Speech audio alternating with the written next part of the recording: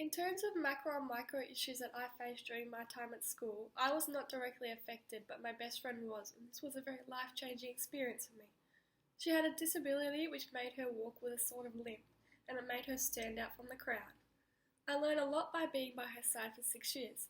She faced plenty of discrimination, as lots of people stared at her, laughed at her, and asked questions about her. I also noticed how little is provided for people with a disability in the real world, such as ramps and disabled parking. I also realised that not many people thought of cultural capital when they first looked at her. They thought of what she couldn't offer the world rather than what she could. She played a huge role in our local community as well as a school environment in activities such as musicals, which people would not know as they just didn't give her the time of day, dismissing her as a disabled person as soon as meeting her. Being given the opportunity to observe my friend's life with a disability taught me not to take anything for granted and to care less about what people thought of me. So what I found from my high school experience was that in my school, the same as a lot of schools I'm sure, that people split into groups or cliques. And just like in American movies, there was always that cool group or that popular group. And what I found in high school was that this popular group actually got a lot more opportunities than people that weren't in this group, which made me kind of think like if your social status actually played a role in the amount of power you had in high school.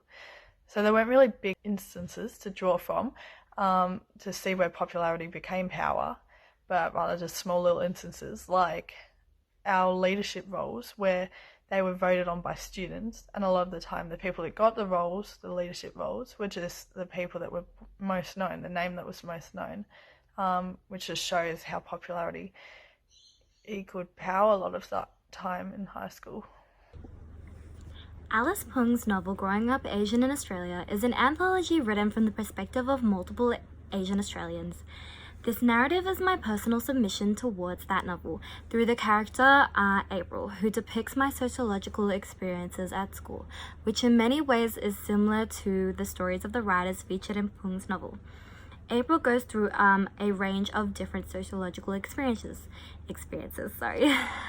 She struggles with her cultural identity as her mother is a Filipino immigrant and her father is of British ethnicity. But with his passing, her household is predominantly influenced by her Filipino culture, which isn't really represented at school. And thus she goes through the motions of racism, cultural identity, etc.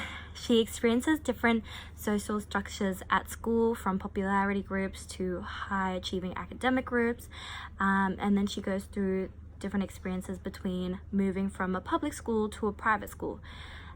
As a result of her various encounters with different social, cultural, and economic situations that affect her and the others around her, she develops a strong sociological imagination. Thank you. Is there a hidden curriculum in your school? The hidden curriculum at my both high school and primary school was that popularity kind of became power. So for leadership roles, they were voted on by the students. So if you were more popular, you were much more likely to get a leadership role. So that's how power came into play with that. With my experience, my friend had a disability, and the hidden curriculum that I learned from her was to care less about what people thought about you and just be yourself. Was there any teacher throughout your school life that catered for the different sociological needs of each student, and what did they do to cater?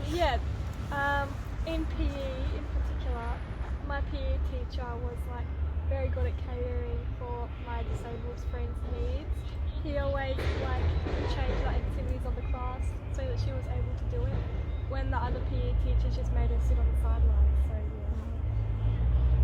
yeah, mine was more like teachers kind of splitting up, so there wasn't so much of a cliqueness in each of the groups, cliqueness of the group, so yeah, it's a teachers in each different class in PE and English and everything, not just having one group because they're really close, but splitting every person up.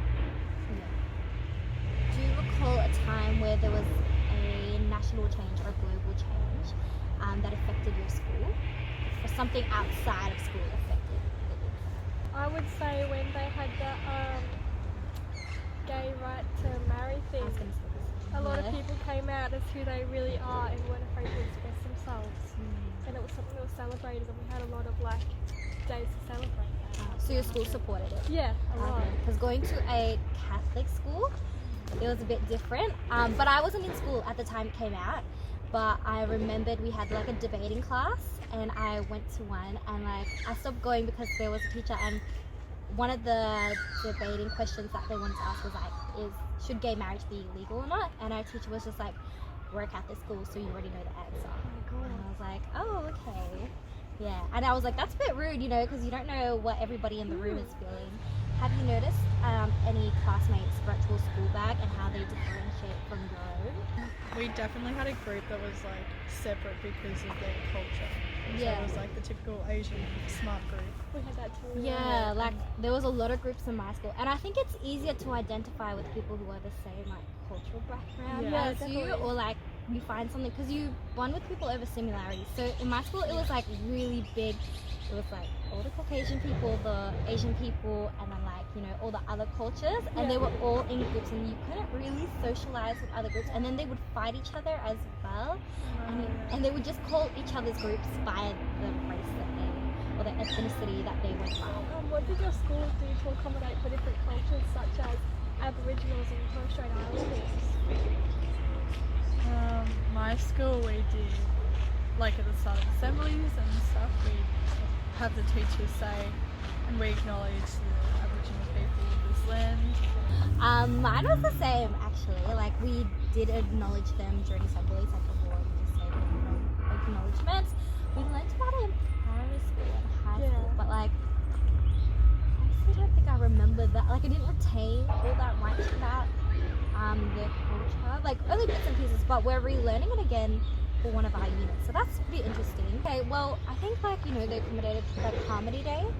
Oh, Yeah, we had a Harmony that's Day, awesome. yeah, and that was like really, they celebrated all the different cultures those days. But even in like history, we learn about every single other country in the world, but we didn't learn about our own history, about Aboriginals and stuff. Yeah. What are your experiences with cultural capital? Like I wrote in my story, my friend had a disability, and but people only saw, like they didn't think of cultural capital when they saw her. They only saw that she was disabled, and once that label was put on her, they thought she couldn't offer the world anything. Even though she was like really smart, she got into the accelerated program, she was in local choir, she was in the musical. So yeah, they didn't think of cultural capital when they thought of her, when she could actually like provide so much to the world.